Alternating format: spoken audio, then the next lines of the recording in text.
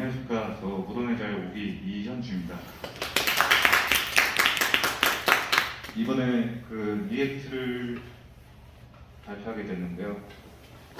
네, 발표 시작하겠습니다. 네, 목차입니다. 먼저 첫 번째로 리액트의 역할에 대해서 알아보고요. 그 다음으로 리액트는 무엇인가, 리액트의 특징, 리액트 맛보기 순으로 한번 봐보도록 하겠습니다. 네, 리액트의 역할입니다. 먼저 리액트를 알아보기 전에 아까 지호 씨가 설명하신 HTML에 대해서 잠깐 보겠습니다. 네. 하이퍼텍스트 마크업 랭귀지로 마크다운은 모르겠고요. 웹사이트의 뼈대를 구성하기 위해 사용하는 마크업 언어입니다. 이런 식으로 바디 태그에 실제로 웹페이지에서 보이는 태그가 들어가게 됩니다. 이런 식으로 안녕하세요 무도네자님 여러분 넣으면 이렇게 웹페이지에 실제로 보이게 되는 거죠. 그렇다면 그 브라우저의 내용이 바뀐다는 것은 바디 태그에 둘러싸인 부분이 바뀐다는 거겠죠? 네, 맞습니다. 실제로 각 페이지별로 그 HTML 파일이 따로 존재해서 페이지를 이동하게 될 경우 브라우저는 해당 페이지의 HTML 파일을 받아와서 화면에 표시해 줍니다.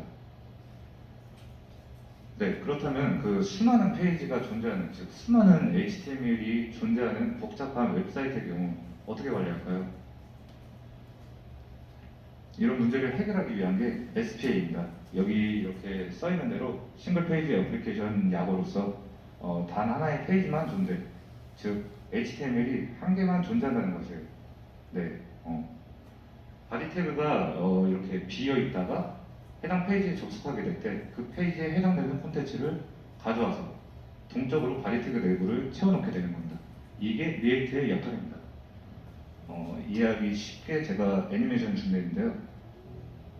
이렇게 HTML 바디 태그가 비어있다가 해당하는 페이지에 접속하게 되면 그 페이지에 해당되는 콘텐츠를 가져와서 이런 식으로 동적으로 바디 태그 내부를 채워넣게 되는 것이죠. 그리고 다시 말씀드렸지만 이게 리액트의 역할입니다. 네, 이제 리액트가 무엇인지에 대해서 한번 알아보도록 하겠습니다. 리액트 공식 웹사이트에 들어가 보면요 이렇게 써 있는데요. 사용자 인터페이스를 만들기 위한 자바스크립트 라이브러리라고 써 있습니다. 이게 여기서 라이브러리는 그 자주 사용되는 기능들을 정리해 모아놓은 것이고요. 그리고 사용자 인터페이스는 아시다시피 사용자 컴퓨터와 프로그램이 서로 상호작용을 하기 위해 중간에서 서로 간의 입력과 출력을 제어해 주는 것입니다. 쉽게 말씀드려서 라이브러리는 그 도서관이라는 뜻으로 책들이 모여 있는 곳이죠. 소프트웨어에서는 기능이 모여있는 곳이라고 생각하면 됩니다. 사용자 인터페이스는 버튼이나 혹은 체크박스와 같은 기능을 생각하시면 됩니다. 그래서 자중간에서 이렇게 정리하시죠. 즉, 리액트는 사용자와 웹사이트 상호작용을 돕는 인터페이스를 만들기 위한 자바스크립트 기능 모음집이라고 볼 수 있습니다. 쉽게 말해서 SPA를 쉽고 빠르게 만들 수 있는 도구라고 기억하시면 될 것 같습니다. 네, 이제 리액트의 특징에 대해서 한번 알아보도록 하겠습니다. 네, 리액트의 특징입니다. 첫 번째로 빠른 업데이트와 렌더링 속도를 가지고 있습니다. 리액트에서는 빠른 업데이트를 위해 버추얼 돔을 내부적으로 지원하고 있습니다. 돔은 아까 지호 씨가 설명한 듯이 하나의 웹사이트를 담고 있는 큰 그릇, 즉 하나의 객체라고 생각하시면 되시고요. 버추얼 돔은 돔을 가볍게 만든 자바스크립트 표현이라고 생각하시면 됩니다. 버추얼 돔은 말 그대로 가상의 돔으로서 웹페이지와 실제 돔의 중간 매개체의 역할입니다. 그렇다면 이 버추얼 돔이 업데이트를 어떻게 빠르게 진행시킬까요? 일반적으로 그 사용자와 상호작용하는 웹페이지 같은 경우 화면의 업데이트가 수시로 발생합니다.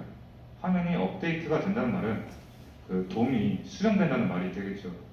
기존의 방식대로 하면 업데이트 위에서는 돔을 이렇게 직접 수정하게 되는데 비용과 시간이 오래 걸립니다. 그 수정할 데이터를 돔에서 직접 하나하나 찾기 때문이죠. 반면 그 리액트는 돔을 직접 수정하는 게 아니고 업데이트가 필요한 최소한의 부분만 찾아서 업데이트를 진행하게 됩니다. 다음 그림과 같이 상태 변경이 일어나면 업데이트가 필요한 최소한의 부분을 이렇게 검색하고 그리고 검색된 부분 업데이트 후 렌더링으로 진행됩니다. 더 자세한 설명은 다음에 돔 그리고 버추얼 돔 테크톡에서 진행하도록 하겠습니다. 두 번째 특징입니다. 컴포넌트 기반의 구조입니다.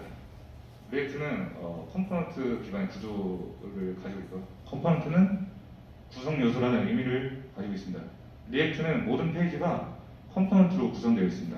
하나의 컴포넌트는 또 다른 컴포넌트로 구성이 가능하다는 얘기입니다. 컴포넌트 기반 프로그램을 하면 마치 이렇게 레고 블록처럼 이미 만들어진 컴포넌트들을 조합하여 전체 페이지로 구성이 가능합니다. 이게 무슨 말이냐면요, 이렇게 탑이라는 컴포넌트가 미리 만들어져 있잖아요. 이 탑이라는 컴포넌트를 이렇게 탑 또 사용하는 거죠. 그리고 레프트라는 컴포넌트를 레프트 이런 식으로 또 사용할 수 있다는 겁니다.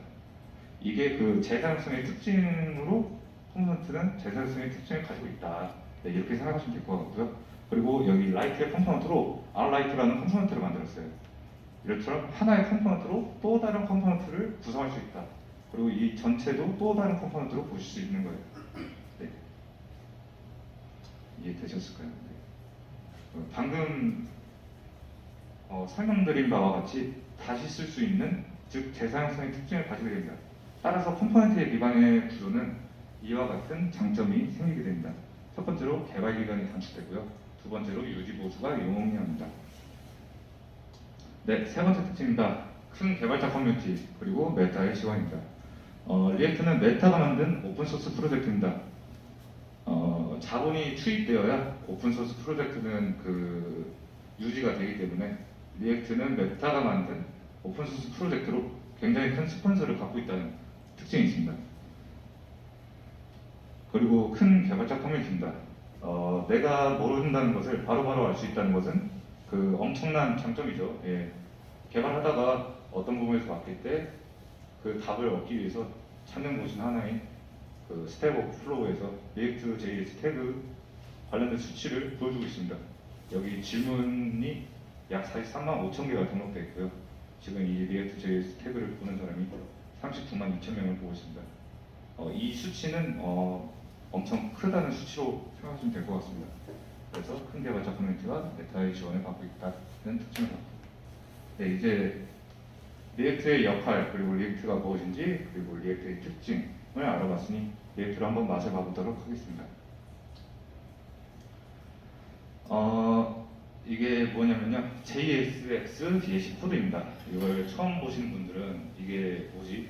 HTML이랑 자바스크립트랑 합친 건가? 이런 생각이 드실 겁니다. 네, 맞습니다. 이게 JSX는 자바스크립트에 XML 파일을 추가한 방법입니다. JSX의 장점은 코드가 굉장히 간결해지고요. 그리고 간결해지는 만큼 가동성도 향상되고, 가독성이 향상되는 만큼 버그를 발견하기 쉽습니다. 또 다른 장점으로는 인젝션 어택 방어에 좋습니다. 여기서 말하는 인젝션 어택은 텍스트 박스 같은 곳에 일반적인 숫자나 문자를 넣는 게 아니라 소스 코드를 입력해서 해당 코드가 실행적으로 만든 해킹 방법인데 그거의 방어에 좋다고 하네요. 네.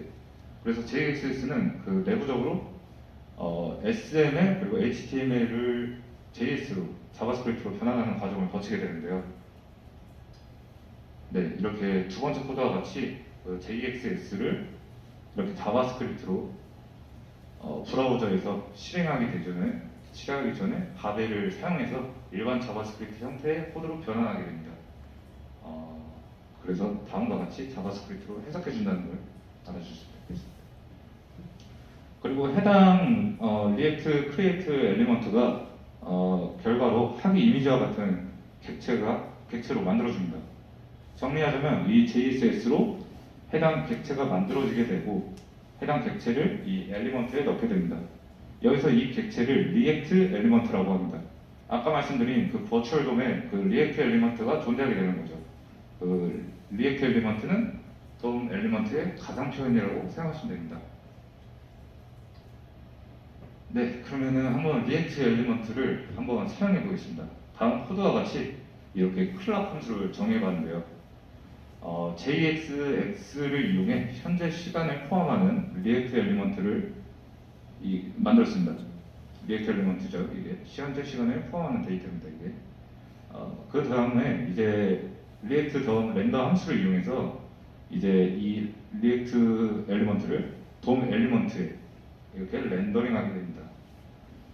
그 후 셋 인터벌 함수로 클럭 함수를 1000ms마다, 즉 1초마다 이렇게 반복적으로 재생시켜 보도록 하겠습니다. 그러면 실행 결과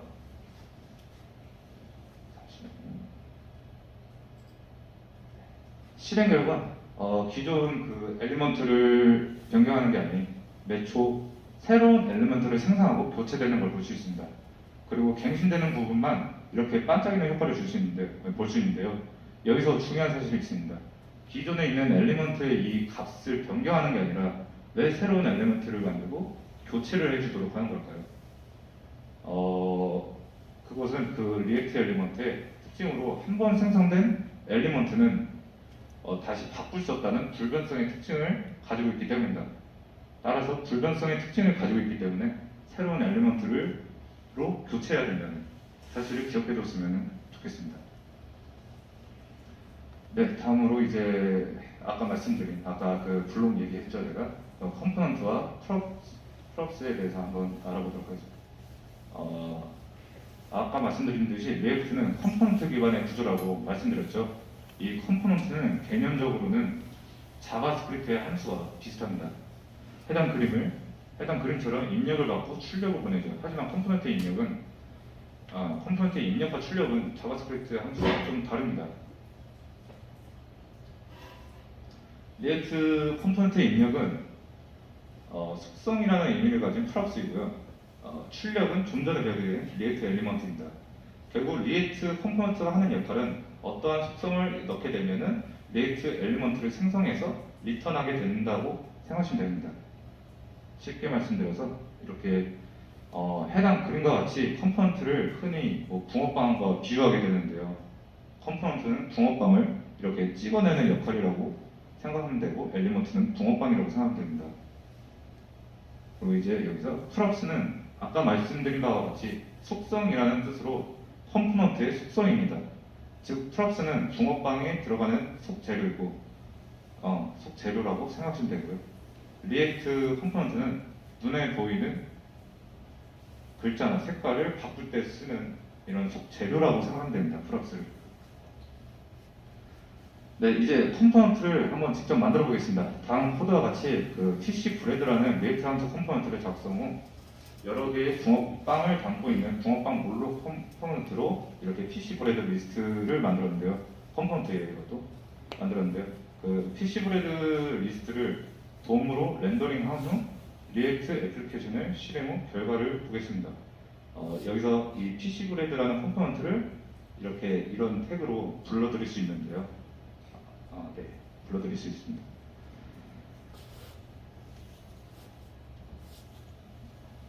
이 화면처럼 붕어빵 컴포넌트가 보이게 됐습니다. 즉, 리액트 엘리먼트가 나오게 된 거죠. 이렇게. 네. 이제 붕어빵을 동적으로 변경하기 위해 프롭스를 한번 추가해 보도록 하겠습니다. 다음 코드와 같이 그 붕어빵에 들어가게 될 재료가 props.ingredient를 사용하도록 변경합니다. 여기에 재료가 들어가는 거죠. 두 하단에 있는 것처럼 재료 props를 추가해 주도록 하겠습니다. ingredient 팟이 들어가게 되면 여기 props로 들어가서 이렇게 재료가 들어가게 되는 겁니다. 그런 다음 수정하게 되면은 이렇게 PC브레드 컴포넌트에서 props로 재료가 전달되기 때문에 이렇게 붕어빵이 됐습니다. 네, 이제 다음과 같이 붕어빵을 더 추가해보고 각기 다른 재료를 넣는 컴포넌트의 스타일을 입혀보겠습니다. 이거는 결과는 어떻게 될까요? 네, 다음과 같이 스타일이 변경되고 각 재료마다 붕어빵들이 들어가서 붕어빵의 틀에 들어가서 붕어빵이 잘 나온 걸 볼 수 있습니다. 즉, 다시 말씀드리자면 각기 다른 프랍스가 컴포넌트에 들어가서 리액트 엘리먼트가 나오는 것을 잘 볼 수 있었습니다. 네.